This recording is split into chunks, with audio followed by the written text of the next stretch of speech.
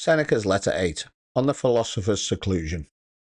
Do you bid me, you say, shun the throng and withdraw from men, and be content with one's own conscience? Where are the counsels of your school, which order a man to diet in the midst of active work? As to the course, which I seem to you to be, urging you on, now and then, my object in shutting myself up and locking the door is to be able to help a greater number. I never spend a day in idleness. I appropriate even a part of the night for study. I do not allow time for sleep, but yield to it when I must. And when my eyes are weary with waking and ready to fall shut, I keep them at their task.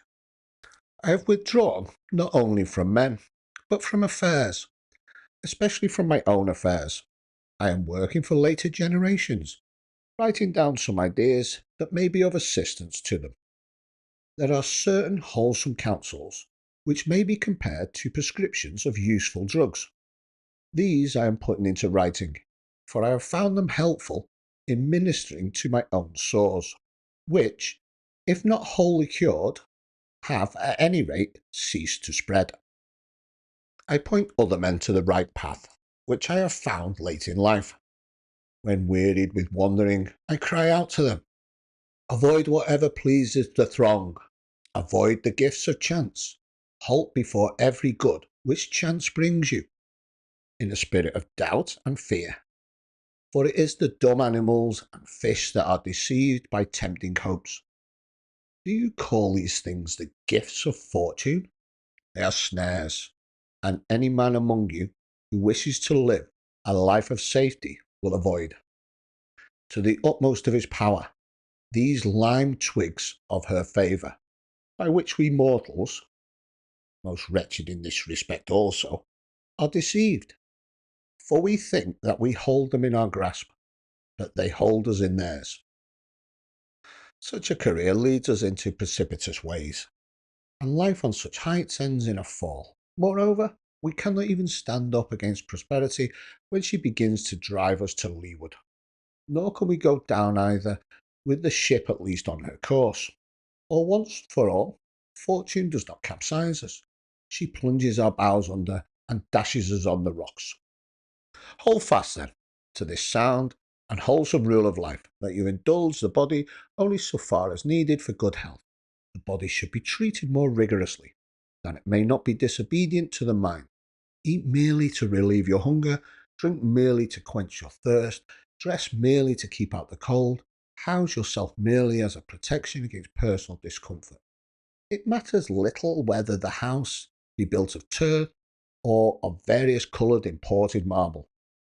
Understand that a man is sheltered just as well by a thatch as by a roof made of gold. Despise everything that useless toil creates as an ornament and an object of beauty, and reflect that nothing except the soul is worthy of wonder. For the soul, if it be great, naught is great.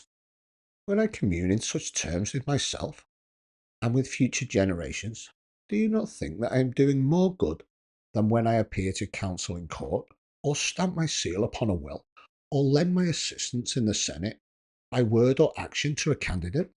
Believe me, those who seem to be busied with nothing are busied with the greater tasks.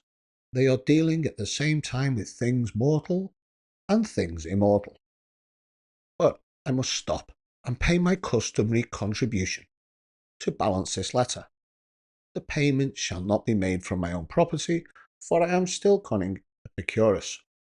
I read today in his works the following sentence: if you would enjoy real freedom, you must be the slave to philosophy.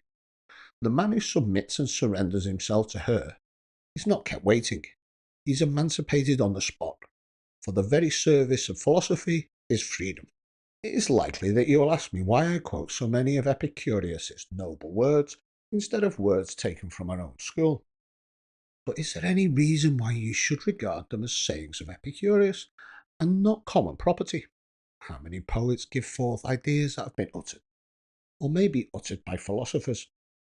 I need not touch upon the tragedians and our writers of national drama, for these last are also somewhat serious and stand halfway between comedy and tragedy. What a quantity of sagacious verses lie buried in the mind. How many of Publilius's lines are worthy of being spoken by buskin-clad actors, as well as wearers of the slipper? I shall quote one verse of his, which concerns philosophy, and particularly that phrase of it which we were discussing a moment ago, wherein he says that the gifts of chance are not to be regarded as part of our possessions. Still alien is whatever you have gained by coveting. I recall that you yourself expressed this idea much more happily and concisely. What chance has made yours is not really yours, and a third, spoken by you still more happily, shall not be omitted. The good that could be given can be removed. I shall not charge this up to the expense account, because I have given it to you from your own stock. Farewell. How Seneca's letter 8 speaks to us today. Seneca reminds us that solitude isn't about hiding, it's about honing. We live in a time where busyness is a badge and silence is uncomfortable. Productivity is public, reflection is rare. But Seneca shows us that retreating from noise isn't laziness, it's preparation. When we step back from constant demands, we make space to see clearly, we think deeply and create something lasting. He also warns us about fortune. What the world calls success is often a trap. We think we've captured something good, but often it's captured us. The house, the job, the lifestyle. They can own us more than we own them. That's why he says, treat comfort as a tool, not a goal. In the end, Seneca's message is this: live simply, write what matters, share what lasts, and don't mistake applause for meaning. Wisdom doesn't need an audience. Questions to reflect on. Number 1. What comfort or gifts of chance in your life might actually be holding you back? Question 2. Are you giving yourself enough quiet time to create, reflect, or grow? And question 3. If you've lived for impact over appearance, what would change? My take on this letter is that it's about deep work, focused, undistracted effort. I just read a book by Cal Newport on this subject, and it made this letter hit differently. Deep work is about shutting out distractions to give your full attention to one meaningful task. That's hard to do in a world of micro attention, social media, email, WhatsApp, constant notification. It wears down your concentration and fractures your ability to think. Seneca's making the point that stepping away from the noise isn't laziness. It's a way to sharpen your thoughts and do something lasting. When he talks about fortune or the illusion of control, that hits home. Sometimes the life you think you've built is actually running you. So I really connect with the idea of simplifying, not to impress anyone, but just to be able to think clearly and live well. This makes me think about how sneaky comfort is. It feels good and looks harmless, but it's what keeps you in the same place. That's why people say pain is the touchstone of growth. It reminds me of the G. Michael Hopf quote: hard times create strong men. Strong men create good times. Good times create weak men. And weak men create hard times. What I'm saying is comfort creates nothing.